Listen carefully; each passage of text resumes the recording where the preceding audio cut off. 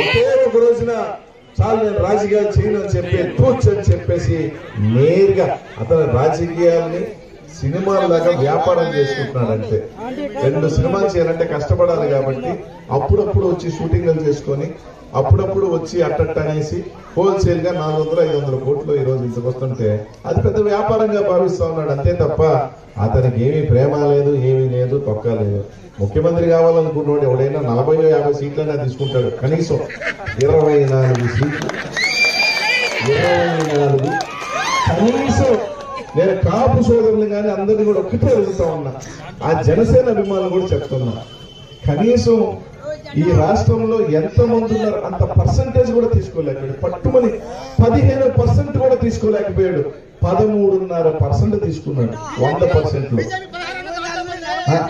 ఆ పరిస్థితిలో ఆయన ఉండి జగన్మోహన్ అనేది తుక్కుతా అటు చెప్తా 2024 జూన్ వస్తుందో ఎన్నికల బాక్సులు ఎప్పుడు ఓపెన్ అవుతాయో, మేము ఓపెన్ అవుతాం, జూన్ ఓపెన్ అవుతాం. ఓపెన్ చేసిన ఓట్లు ఆ పరిస్థితి ఉంటుంది. అందరూ ఆలోచన చేయండి. 200 నాయకులందరూ కూడా కష్టపడదాం.